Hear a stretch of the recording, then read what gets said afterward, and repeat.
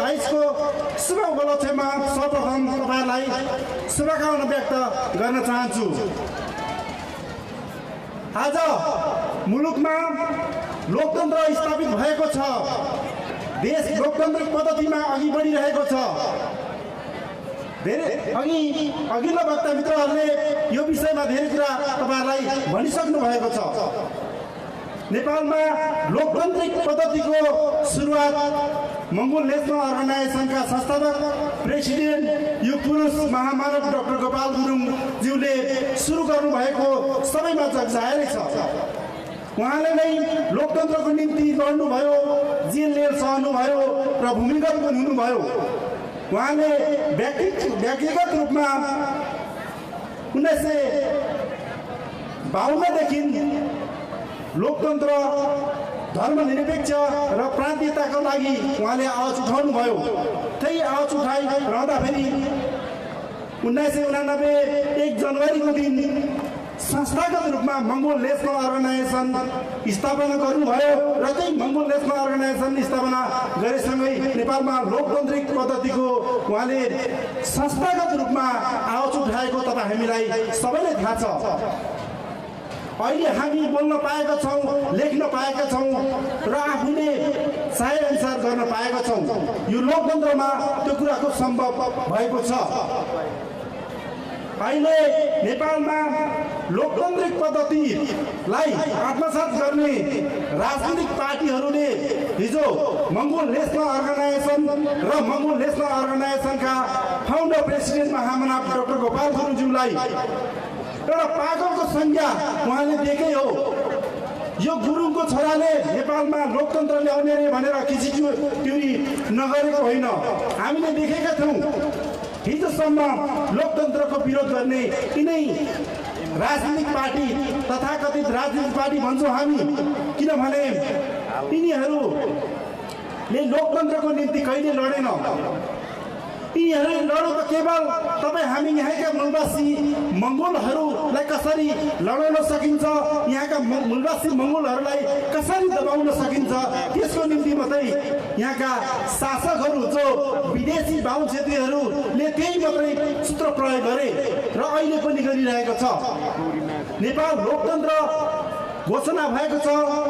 72 सालको संविधानमा नेपालमा लोकतन्त्र, धर्मनिरपेक्ष र प्रान्तीयता भन्ने कुराहरू संविधानको प्रस्तावनामै आइसकेको छ।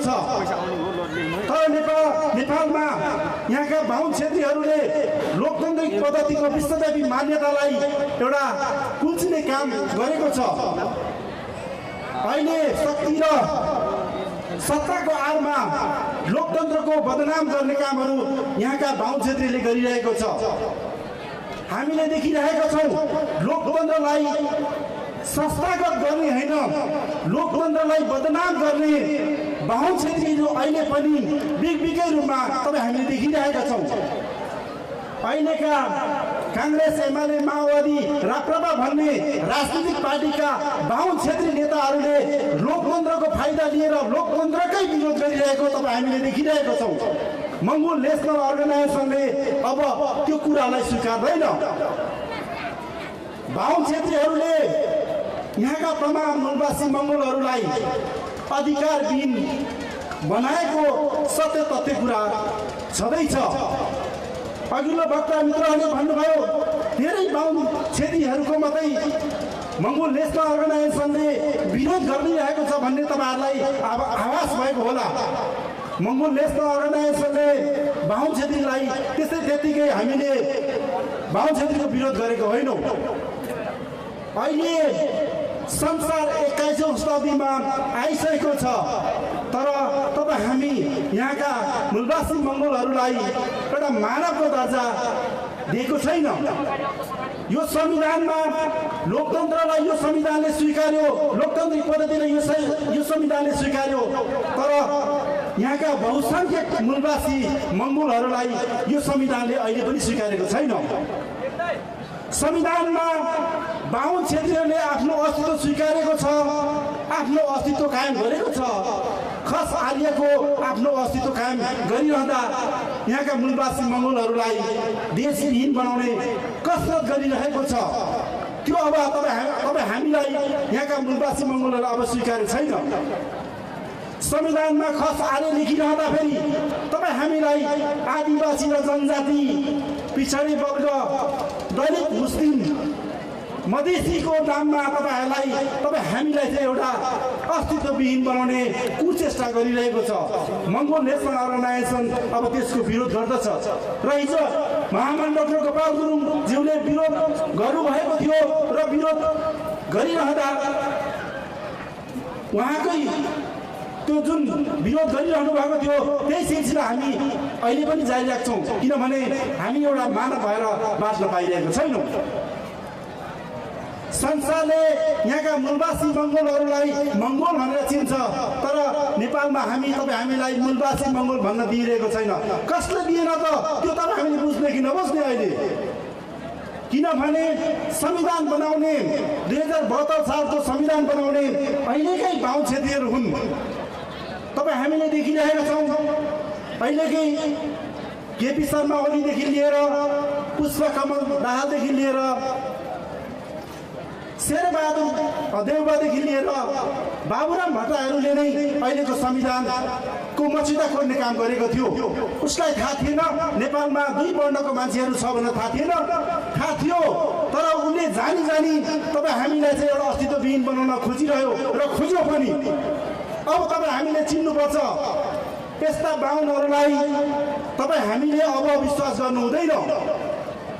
किनभने उनीहरूले भन्ने गर्दछ यहाँका मतवानीहरूको बुद्धि छैन, जनजातिहरूको बुद्धि छैन, त्यसै त यिनीहरू पछि परिरहेको भन्ने गर्दछ।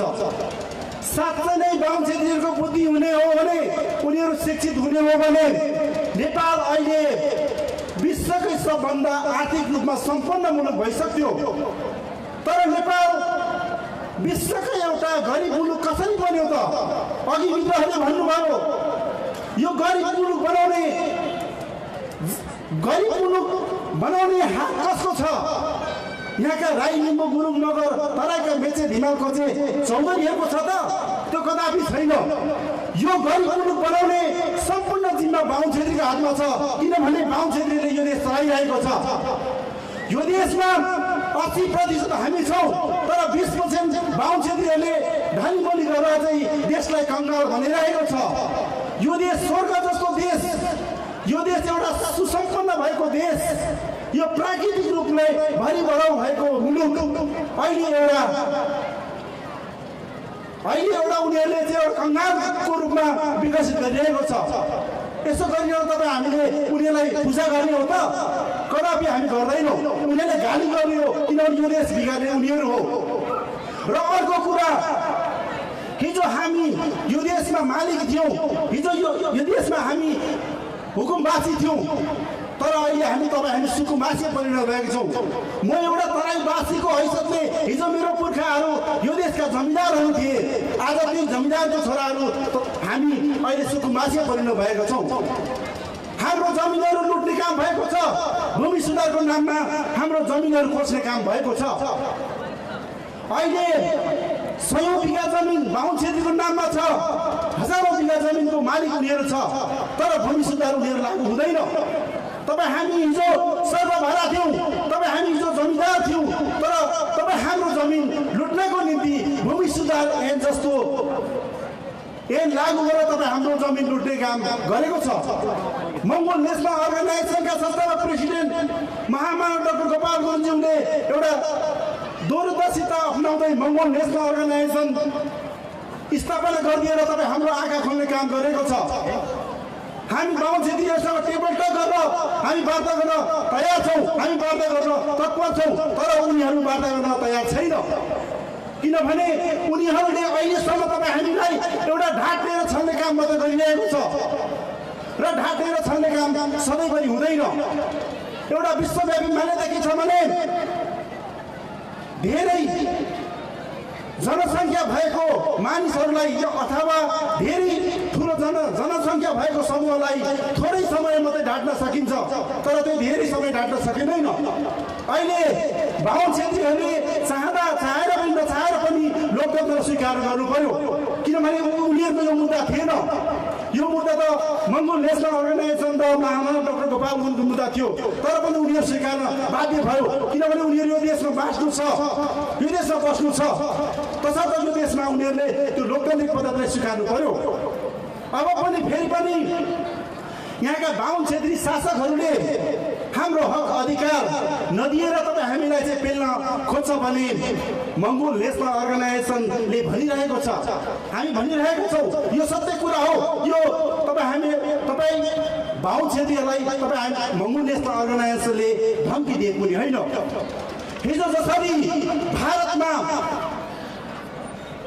व्यवसाय गर्छु भनेर गोराहरू व्यवसायको नाममा भारत छिरेका थिए, उनीहरूले एउटा व्यवसायको नाममा भारत छिरिरहँदाखेरि भारत कब्जा गर्यो। त्यहाँका मूलवासी जनताहरूले सुभाष चन्द्र बोस महात्मा गान्धीहरूले त्यो कुरा बुझेपछि अङ्ग्रेजहरूलाई भारत छोड भन्ने नारा लाएर भारतबाट नखेट्ने सम्म काम गर्यो र उनीहरू भाग्यो। त्यस्तै गरी अघि मित्रहरूले भन्नुभयो, भारतबाट जनै र धोती मात्रै लिएर नेपाल प्रवेश गरेका बाहुन क्षेत्रीहरूलाई मङ्गोल नेसनल अर्गनाइजेसनले नेपाल छोड भन्ने अधिकार पनि हामीसँग सुरक्षित छ। यो हामी भन्दैनौँ अहिले, यो डराएर नभनेको होइन। हाम्रो अधिकार र हाम्रो अस्तित्वहरू यसरी नै मेटाउने कोसिस गर्यो भने त्यो नारा हामी लाउँछौँ।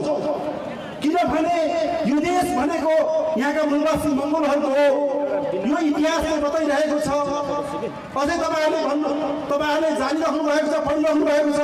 बाहुन क्षेत्रीहरूले नै यो देश त मङ्गोलको भनेर लेखि पनि रहेको छ, उनीहरूले भनि पनि रहेछ। तसर्थ तपाईँ हामी अब झुक्किनु हुँदैन। गोर्खा जिल्ला भनेको हाम्रो पुर्खाहरूलाई षड्यन्त्रपूर्वक तरिकाले दमन गरेर हत्या गरिएको एउटा यो ऐतिहासिक जिल्ला हो। यो जिल्लाबाटै यहाँका मूलवासी मङ्गोलहरूको दुर्दिन सुरु भएको तपाईँ हामीलाई झन्झाएरै छ। यही गोर्खा जिल्लामा यहाँका मूलवासी मङ्गोल घरे राजाहरूको टाउको थुम्काएको इतिहासहरू पनि छ। ती इतिहासहरू सम्झँदै तथाकथित दसैँमा हामीले कालो दिनको रूपमा कालो टिका लगाइरहेका छौँ। त्यसैको सम्झनामा हेर्नुहोस्, यो गोर्खा जिल्लामा यहाँका मूलवासी मङ्गोलहरूलाई षड्यन्त्रपूर्वक तरिकाले बाहुन क्षेत्रीहरूले कसरी दमन गर्यो, कसरी शोषण गर्यो भन्ने इतिहासहरूलाई उनीहरूले यहाँका मूलवासी मङ्गोलहरूलाई दबाएकै भरमा अहिले बाहुन क्षेत्रीहरूले उनीहरूले चाहिँ पृथ्वीनारायण शाहलाई चाहिँ राष्ट्र निर्माताको रूपमा चाहिँ उनीहरूले पुज्ने गर्दछ। पृथ्वीनारायण शाह राष्ट्र निर्माता हामी होइनौँ भन्दछौँ। पृथ्वीनारायण शाह भनेको अराष्ट्रिय तत्त्व हो भनेर हामी मङ्गोल नेसनल अर्गनाइजेसनले भनिरहन्छौँ र भनिरहेछौँ। हाम्रो त्यो विभिन्न पर्चाहरूमा पनि त्यो कुरा हामी उल्लेख गरिरहेका छौँ। तपाईँहरूले पनि पढ्नु सक्नुहुनेछ। पृथ्वीनारायण शाह कसरी राष्ट्रिय निर्माता होइन भन्नुहुन्छ भने पृथ्वीनारायण शाहले तपाईँ हाम्रो मङ्गोलहरूको पुर्खालाई षड्यन्त्रपूर्वक तरिकाले दमन गरेको इतिहास जगजाहेरै छ। पृथ्वीनारायण शाहले नेपाल एउटा असली हिन्दुस्तान भनेर भनेको इतिहास पनि जगजाहेरै छ। यो बुद्ध जन्मेको देश, महामानव बुद्ध जन्मेको देश, शान्तिको देश हो। तर हिन्दूवादी पृथ्वीनारायण शाहले नेपाललाई असली हिन्दुस्तान भन्यो र उसकै पुर्खा, उसकै पुस्ता महेन्द्रले नेपाललाई हिन्दू राष्ट्र घोषणा गर्यो। एउटा विडम्बनाको कुरा के छ भने बाहुन क्षेत्रीहरूले संसारसँग भिख मागिरहँदाखेरि हामी भिख माग्ने गर्छौँ भनेर बाहुन क्षेत्र भनिरहेछौँ। नेपाल भनेको बुद्ध जन्मेको देश हो, शान्तिको देश हो। तसर्थ तपाईँहरूले सहयोग गर्नुपर्छ भनेर बाहुन क्षेत्रीहरूले संसारका मुलुकहरूमा बुद्धको नाम बेचेर पैसा भिख मागिरहेको छ, अहिले पनि मागिरहेको छ। तर बुद्धको नेपालमा सम्मान होइन अपमान भएको तपाईँ हामीले देखिरहेका छौँ। त्यो मङ्गोल नेसनल अर्गनाइजेसनले अबको दिनमा कदापि त्यो अपमान हुन हामी दिँदैनौँ र दिने छैनौँ भन्ने प्रमाण पनि हामी गर्न चाहन्छौँ। पृथ्वीनारायण शाहले यो देश भनेको सबै समुदायको एउटा साझा फुलबारी हो भनेको कुरा त हामीले पढिरहेका छौँ, पढ्यौँ र अहिलेका साना भाइ बहिनीले त्यही कुरा पढिरहनु भएको छ। तर हामी मनन गरौँ, यो देश सबै समुदायको सबै सम्प्रदायको साझा फुलबारी हो त?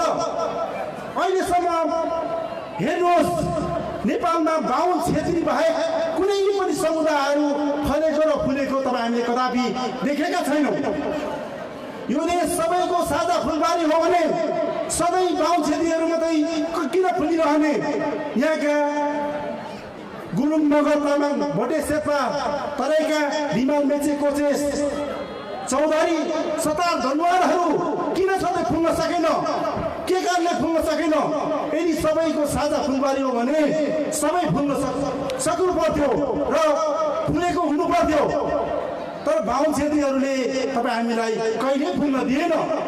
उनीहरूले तपाईँ हामीलाई आपसमा लडाउने काम मात्रै गर्यो, भिडाउने काम मात्रै गर्यो। हामीलाई फुल्न त होइन, तपाईँ हामीलाई ओल्याउने काम मात्रै गर्यो। उनीहरू यो देशको मूलवासी बन्ने चेष्टा गरिरहेका छन्। तपाईँ हामीलाई आदिवासी र जनजाति, मधेसी र दलित भनेर चाहिँ तपाईँ हामीलाई उनीहरूले बनाउने कोसिस गरिरहेको छ र अहिले संविधानमा त्यो कुरा पनि लेखिरहेको छ। भोलि मङ्गोल नेसनल अर्गनाइजेसन सत्तामा पुगेपछि ती कुराहरू हामी हटाउनेछौँ र त्यो कुराहरूलाई हामी हटाउने प्रतिबद्धता पनि जाहेर गरिरहेका छौँ। हामी मङ्गोल हिन्दू होइनौँ, हिन्दू चाड मान्दैनौँ, जात जाति भन्दैनौँ भन्ने नारा अघि र्यालीमा पनि तपाईँहरूले सुन्नुभयो होला। मङ्गोल नेसनल अर्गनाइजेसनलाई एउटा आरोप लाउने गर्छ बाहुन छेत्री साथीहरूले, यो जातीय कुरा गरेर चाहिँ देशको लाग्दैन भनेर भनिरहनु भएको छ उहाँहरूले। वास्तवमा मङ्गोल नेसनल अर्गनाइजेसनले जातीय कुरा कहिले गरेको छैनौँ। हामी नारामै भनिरहेका छौँ, हामी जात जाति भन्दैनौँ, हिन्दू चाड मान्दैनौँ भनिरहेका छौँ। मङ्गोल नेसनल अर्गनाइजेसनले एउटा वर्णको कुरा गरिएको छ, रेसको कुरा गरिएको छ। जसरी संविधानमा खस आर्य रेसले आफ्नो अस्तित्व स्वीकार गर्यो, खस आर्यले संविधानले खस आर्यलाई उसको अस्तित्व त्यहाँ संविधानमा संरक्षित गर्यो, त्यस्तै यहाँका तमाम 80% मूलवासी मङ्गोलहरूलाई मङ्गोल र मूलवासी भन्ने अधिकार सुनिश्चित गरिदियोस्, गरोस्। त्यो गरिसकेपछि हामी बाहुन छेत्रीको विरोध गर्दैनौँ। तर तबसम्म विरोध गर्छौँ जबसम्म तपाईँ हाम्रो अस्तित्व स्वीकार्दैन, तबसम्म हामी विरोध गरिरहन्छौँ। बाहुन छेत्रीहरूले अघि मैले भने मङ्गोल नेसनल अर्गनाइजेसनले एउटा जातीय कुरा गर्यो भनेर भनिरहन्छ। जात जाति भन्ने कुरा हिन्दू समाज मात्रै रहेको तपाईँ हामीलाई जगजाहेरै छ। हेर्नुहोस्, बाहुन छेत्री वैश्य शूद्र भनेर उनीहरूले आफ्नो धर्म संस्कृतिमा वर्ण श्रम अन्तर्गत उनीहरूको धर्म संस्कृतिमा यी कुराहरू पाउँछौँ। बाहुन चाहिँ सर्वश्रेष्ठ प्राणी भनेर उनीहरूले भन्छ, त्यसपछि छेत्री, त्यसपछि वैश्य अनि शूद्रपछि जाति आउँछ, जातिपछि जनजाति अनि जनजातिपछि अति शूद्र भनेर उनीहरूको धर्म संस्कारले त्यो बताइरहेको छ। उनीहरूको धर्म संस्कारको कुरा गर्ने हो भने हामीलाई त जातिभन्दा तल जनजाति बनाइदिएको छ र तथाकथित दलित समुदाय, तथाकथित दलित बनाएका यहाँका मूलवासी कामी दमाई साथीहरूलाई त अति शूद्र अवस्थामा उनीहरूको धर्म संस्कृतिमा धर्म संस्कारमा त्यो राखिदिएको छ। हेर्नुहोस्, मैले अघि भने संसार 21औं शताब्दीमा प्रवेश गरिसकेको छ, तर हामीलाई यहाँका बाहुन छेत्रीहरूले मान्छे त गरेन, उनीहरूको धर्म संस्कारले तपाईँ हामीलाई कुकुर भन्दा पनि तल राख्ने काम गरेको छ। अब तपाईँ हामीले कुकुर भन्दा तल अवस्था तपाईँ हामीले राखिदिएको छ, त्यसलाई तपाईँ हामीले स्वीकार्ने कि तपाईँ तपाईँ हामी मान्छे भएर अगाडि बढ्ने यो कुरा तपाईँ हाम्रो हातमा छ। अब तपाईँ हामीलाई मङ्गोल नेसनल अर्गनाइजेसनका फाउन्डर प्रेसिडेन्ट अमर युग पुरुष महामन्त्री डाक्टर गोपाल गुरुज्यूले एउटा बाटो र एउटा निर्देशन दिइसक्नु भएको छ, उहाँले देखाइदिइसक्नु भएको छ। तपाईँ हामी मानव बन्ने कि हिन्दू समाजभित्रकै अति शुद्र कुकुर भन्दा पनि तल स्तर श्रेणीको अवस्थामा बस्ने त्यो तपाईँ हाम्रो हातमा छ। यहाँ अझै पनि तराईमा हेर्नुहोस्, म तराईवासीको हैसियतले म के भन्न चाहन्छु भने तराईमा अझै पनि हेर्नुहोस्, बाहुन छेत्रीहरूले मधेसी धोती भनेर भेट्ने गर्व छ, तपाईँहरूले सुनिरहेका छौँ। तराईमा पनि धेरै त्यहाँका मूलवासी मङ्गोलहरू पिसिएका छन्, दबिएका छन्। यो धोती यो मधेसी यो बिहारी भनेर चाहिँ एउटा घृणित शब्द प्रयोग गरेर चाहिँ तपाईँ हामीलाई अपमान गर्ने कामहरू मङ्गोल नेसनल अर्गनाइजेसनले गरेको छैन। यो बाहुन छेत्री मित्रहरूले गरिराख्नु भएको छ।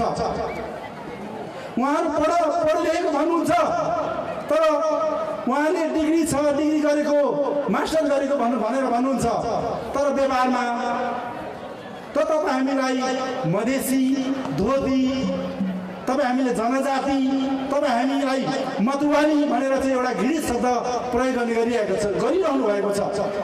यो एउटा सामान्य कुरा होइन। हिजोको दिनमा हाम्रा पुर्खाहरूलाई जबरजस्ती मतुवाली बनाउने काम यहाँका बाहुन छेत्रीका पुर्खाहरूले नगरेको होइन। अहिले तपाईँ हामीले देखिरहेका छौँ, सबभन्दा धेरै जाँड सेवन गर्ने हामी मङ्गोलहरू भन्दा बाहुन छेत्री मित्रहरूले धेरै हुनुहुन्छ। बाहुन छेत्रीहरू जतिसुकै जाँड मादक पदार्थ सेवन गरे तापनि उसले आफूलाई मतुवाली भनेर कहिले भन्दैन।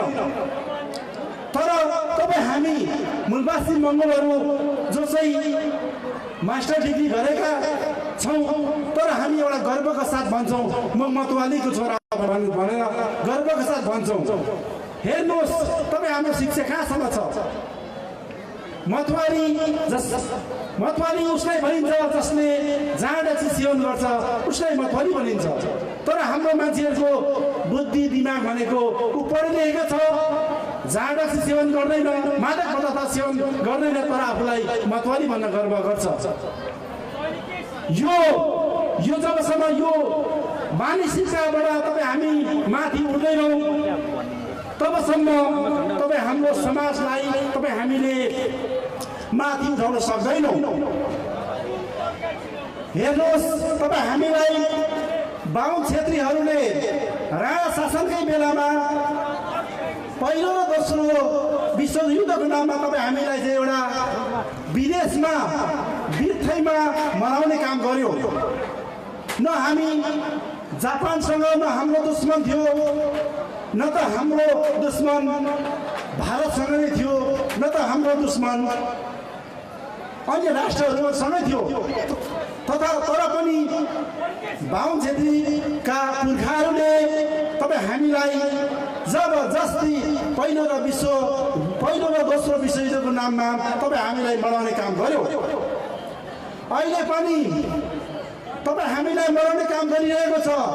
हामीले देख्यौँ, हिजो मात्रै देख्यौँ हामीले तथाकथित जनयुद्धको नाममा तपाईँ हामी मूलवासी मङ्गोलहरूलाई मनाउने काम गर्यो।